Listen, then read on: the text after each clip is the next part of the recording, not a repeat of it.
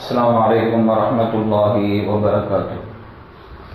الحمد لله والصلاة والسلام على رسول الله وعلى آله وأصحابه حزب الله. கண்ணியத்திற்குரிய அல்லாஹ் நல்லடியார்களே, நாம் நபிகள் நாயகம் ஸல்லல்லாஹு அலைஹி வஸல்லம் அவர்களுடைய வரலாற்றை தொடர்ந்து பார்த்து வருகிறோம்.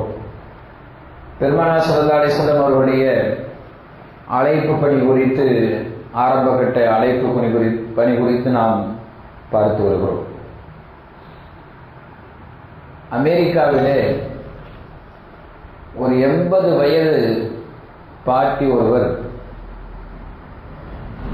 அவர் இஸ்லாத்தை ஏற்றுக்கொள்கிறார்.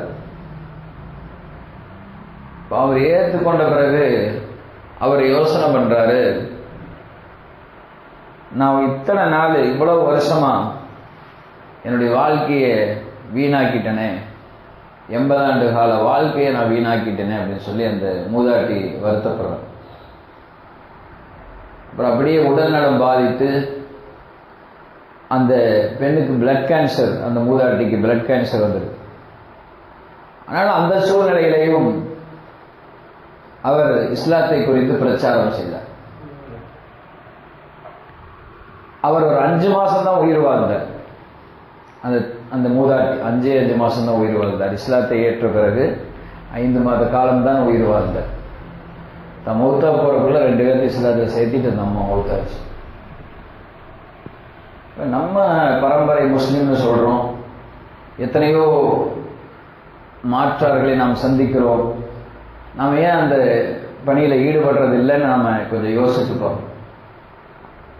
நூஹ் நபி அலைஹிஸ்ஸலாம் அவர்கள் ஏகத்துவ பிரச்சாரத்தை 1 வருடம் 2 வருடம் அல்ல, 950 வருடம் பிரச்சாரம் செய்தார்.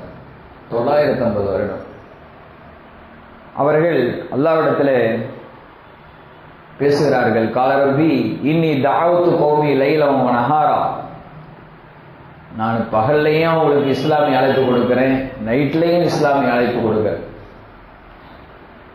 பலம் எஜிதுஹும் துஆஇ இல்லா ஃபிராரா, என்னுடைய அழைப்பு அவர்கள் ஏற்றுக்கொள்றதே இல்லை. இரவுகள் பார்க்காமல் நான் ஏகத்துவ அழைப்பு கொடுத்து கொண்டே இருக்கிறேன், அவர்கள் என்னுடைய அழைப்பை செவி சாய்ப்பதில்லை. வைன்னி குல்லமா தஅவுதுஹும் லிதக்ஃபிர லஹும் ஜஅலு அஸாபிஅஹும் ஃபீ ஆதானிஹிம், அவங்களுக்காக பாவ மன்னிப்பு கேட்க நான் துஆ செய்தால் அவர்கள் தங்களுடைய விரல்களை காதுகளுக்கு